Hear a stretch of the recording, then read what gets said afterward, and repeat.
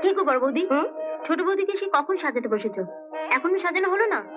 ওদিকে মেজ বৌদি ঘরে একা বসে আছে। তোমার মেজ বৌদি বাড়ি থেকে কি তত্ত্ব পাঠিয়েছে দেখেছো?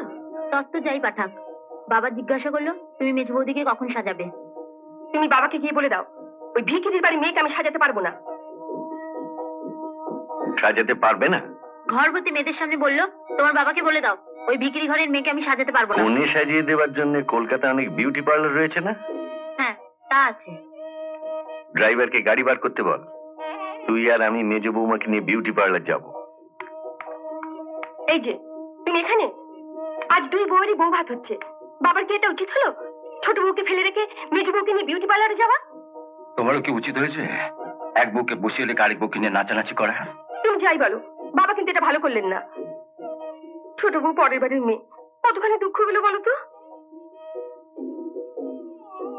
ছোট বউ কতটা দুঃখ পাবে বলতে পারবো না, তবে বাবা যে তোমার মুখে ঝামা ঘষে দিয়েছে এটা মানতে হবে।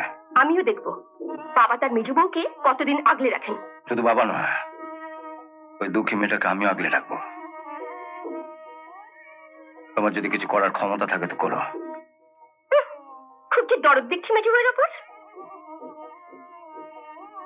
দরদের এখন কি দেখলে? তুমি ওর পেছনে যত লাগবে আমার দরদ ঠিক ততই বাড়বে। আমি লাগতে যাবো কেন? জোর করে বাড়ির মেজ বউ হয়ে এসেছে, বরুণ ওকে ছেড়ে দেবে ভেবেছো? তোমার বাবা আচ্ছা চলো লোক,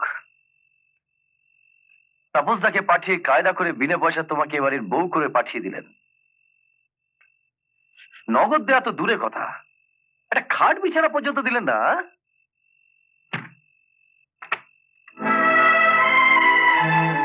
ঢুকেই যখন পড়েছ তখন পৃথিবী শুদ্ধ লোক জানবে তুমি এবারে মেজ বউ। শুধু তুমি একা জেনে রাখো, আমি তোমাকে আমার বউ হিসেবে আজও মানছি না, কোনোদিনও মেনে নিতে পারবো না। যে খাটটায় তুমি বসে আছো সেই খাটটায় ছোটবেলা থেকে আমার একা সর অভ্যেস। আমি কিন্তু একটা রাতের জন্য সে অভ্যেস বদলাতে পারবো না। তুমি কি এখন শোবে? হ্যাঁ, রাত তো অনেক হলো।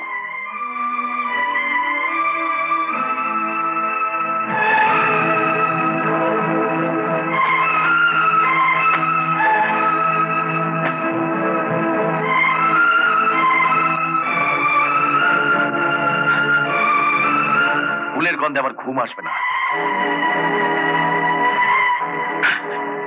শোনো, বাবা কিংবা দাদা যেন জানতে না পারে। তুমি নিশ্চিন্তে থাকতে পারো, স্বামীর খাটে জায়গা পাইনি, এত বড় লজ্জার কথা আমি কেন, কোনো মেয়ে কাউকে বলতে পারবে না। চাদরটা আমার লাগবে না, নিতে পারো।